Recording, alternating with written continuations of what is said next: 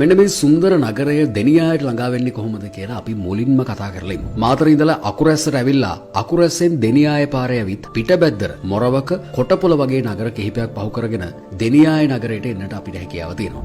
අපි කලින් කිව්වා වගේම දකුණු පළාතේ පිහිටලා තියෙන මේ දෙනියාය කියන්නේ සංචාරකීන්ගේ ආකර්ෂණය නොඅඩුව දිනාගත්ත ලංකාවේ තියෙන ඉතාම සුන්දර ස්ථානයක්. දෙනියායට යන අතරමඟදී විතරක් නෙවෙයි දෙනියාය නගරය පුරාමත් අපිට දකින්න ලැබෙන්නේ කොළම කොළපාටින් ශාස්ත්‍රීයව වැඩිලා තියෙන තේවතු. ඒ වගේම අකුරැස්ස දෙනියාය පාර කියලා කියන්නේ ලොකු වංගු තියෙන පාර දෙපැත්තම කඳු වලින් වටවුණු හරිම සුන්දර මාර්ගයක්. මේ පරිසරයේ සුන්දරත්වය විඳිනවා වගේම මේ මාර්ගයේ දකුණු පැත්තේ සුලභව දකින්න ලැබෙන බෑවුම ගැනත් විශේෂයෙන්ම සැලකිලිමත් වෙන්න අමතක කරන්න එපා. මේ මතක් කිරීම කරේ මේ ප්‍රදේශයේ සංචාරය කරන්නට ඉන්න කෙනෙක්ට. බොහෝ දෙනෙක් සිංහරාජ වනාන්තරයට යන්නේ රත්නපුර කලබාන නගරය හරහා. නමුත් සිංහරාජයේ තියෙන සුන්දරත්වය දහස් ගුණයකින් වැඩියෙන් දකින්නට කැමති කෙනෙකුට දෙනියාය හරහා සිංහරාජ වනාන්තරයට ළඟා වෙන්නට පුළුවන්. දෙනියාය හරහා සිංහරාජ වනාන්තරයට පිවිසෙන්නට කැමති කෙනෙකුට කොළඹ සිට අධිවේගී මාර්ගයෙන් ඇවිල්ලා ඉමදුව දෙනියායට ළඟා වෙන්නට හැකියාව තියෙනවා. ඉන්පස්සේ දෙනියාය සිට මෙදේර පිටිය මෙන්න මේ නගරය හරහා පිට දෙනියට ගමන් කරන කෙනෙකුට මේ ගමනේදී වනාන්තරයට අමතරව දැකගත යුතු තැන් කිහිපයක්ම හමු වෙනවා. මේ ගමනේදී මීදුමෙන් බර වුණු ගොංගල ඇතුළු විශාල කඳු ප්‍රමාණයක්,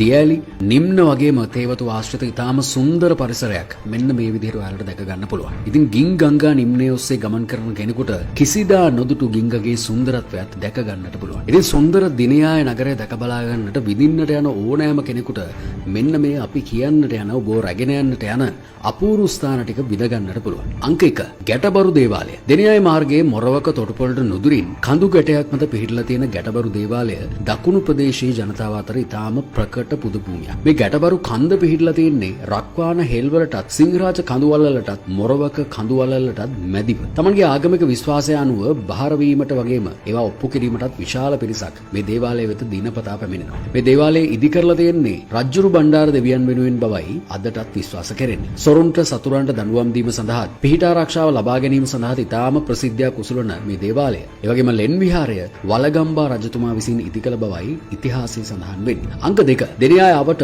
හත්මාලේ ඇල්ල, අටුපොළ ඇල්ල සහ ඒ දඬු ඇල්ල පිහිටලා තියෙනවා. ඒ අතරින් අලංකාරම දිය ඇල්ල වෙන්නේ හත්මාලේ කියන මෙන්න මේ ඇල්ල. මේ ඇල්ල නිර්මාණය වෙන්නේ අඩි 3900ක් උස දිනියායේ ගොංගල කන්දෙන් උප්පත්තිය ලැබුවි. ඇල්ලට උප්පත්තිය දෙන්නේ ගින්ගඟ. දියැල්ල බලන්න නම් දෙනියාය ඉඳලා පල්ලේගම මාර්ගයේ කිලෝමීටර් 12ක් පමණ යන්නට සිද්ධ වෙනවා. මේ දියැල්ල වෙත ළඟා වෙන්නට නම් මහා මාර්ගයෙන් හැරී තවත් අතුරු මාර්ගයක කිලෝමීටර් 2ක් පමණ ගමන් කළ යුතු වෙනවා. සරුසාරව වැවිලා තියෙන තේවතු යායමැදින් පහළට බසින ඕනෑම සංචාරකයෙකුට හත්මාලේ ඇල්ල පාමුල දක්වා ගමන් කරන්නට හැකියාව තියෙනවා. කළුගල් මලු 7කින් සෑදෙන සත්මහලකින් යුතු නිසා මේ දියැල්ලට හත්මාලේ ඇල්ල යනුවෙන් නම් පටු බෙදුණු බවයි ජනප්‍රවාදවල සඳහන් වෙන්නේ. ලංකාවේ දියැලි අතර උසින් 68 වන ස්ථානයේ හිමි කරගෙන තියෙන හත්මාලේ දියැල්ල මීටර 45ක උසකින් සහ පළල මීටර 10කින් යුක්ත වෙනවා. අංක 3 එළුමල්දිනිය රජ මහා විහාරය. එළුමල්දිනිය පන්සල කෙනෙකුට හමුවන්නේ පිටබැද්දර සිට සියඹලාගොඩ පාරේ ටිකක් දුර යන විට. රජ මහා විහාරයක් වන මේ විහාරය වලගම්බා රජතුමාගේ කාලයේ නිර්මාණය වූවක් බව සඳහන් වෙනවා. ඒ වගේම මේ විහාරය අතීතයේදී අයිති වෙලා තිබුණේ රජ්ජුරු බණ්ඩාර දෙවියන්ට බවයි බොහෝමයක් ජනප්‍රවාදවල සඳහන් කරලා තියෙන්නේ. මේ විහාරයේ පියගැට පෙළ තරමක් ඇදට පිහිටලා තිබෙන එකක් නිසාම බොහෝ දෙනෙකුගේ විශේෂ අවධානයක් ඒ සඳහා යොමු වෙලා තියෙනවා. අංක 4 ඇටාමල ඇල්ල. දෙනියාය පාරේ පිටබැද්දර පහු කරමින් ගමන් කරද්දී හම්බ වෙන නිල් ඇල්ල වතුයාය ළඟින් දකුණු පැත්තට පල්ලෙහාට තියෙන පාරේ පොඩි දුරක් ගියාම තමයි මෙන්න මේ ඇටාමල ඇල්ල අපිට හම්බ වෙන්නේ. අතීතයේ මේ ස්ථානයේ ඇතෙක් මල නිසා පසුව මේ ස්ථානයේ ඇටාමල ඇල්ල ලෙස විවහාර වුණ බවයි ජනප්‍රවාදයන් නිසා අදටත් බොහෝ දෙනෙක් විශ්වාස කරන්නේ. බොහෝ උස නැති එහෙත් අලංකාර දිය ඇල්ලක් මේ ස්ථානයේ පිහිටලා තියෙනවා ඔබට දකින්න පුළුවන්. ඒ වගේම මතක තියාගන්න ඕන කාරණයක් තමයි මේ දිය ඇල්ලෙන් ස්නානය කිරීම කිසිසේත්ම ආරක්ෂිත වෙන්නේ නැහැ. අංක 5 පැට්නා. දෙනියාය පල්ලේගම් ප්‍රදේශයේ තේවත්තක් මැද තියෙන අපූර්ව තැනක් තමයි පැට්නා කියලා කියන්නේ. පැට්නා කියන මේ ප්‍රදේශයේ තියෙන බොහොම අපූර්ව භූ පිහිටීමක්.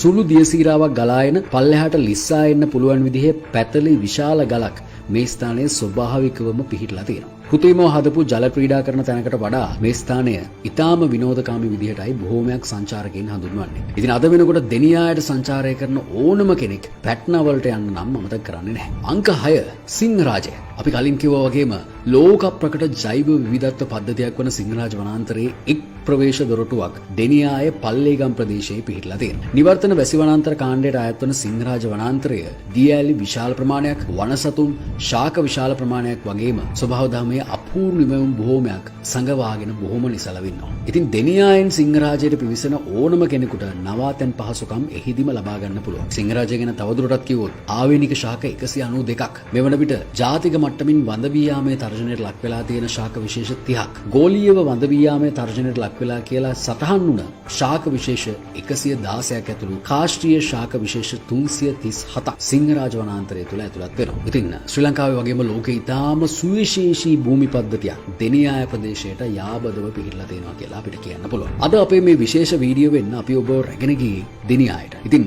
දෙනියාය සංචාරය කරන ඕනම කෙනෙක්ට මතක් කරන්නේ දෙනියාය මේ ස්ථානවල තියෙන සුන්දරත්වයේ විඳලා ඒවා ආරක්ෂා කරලා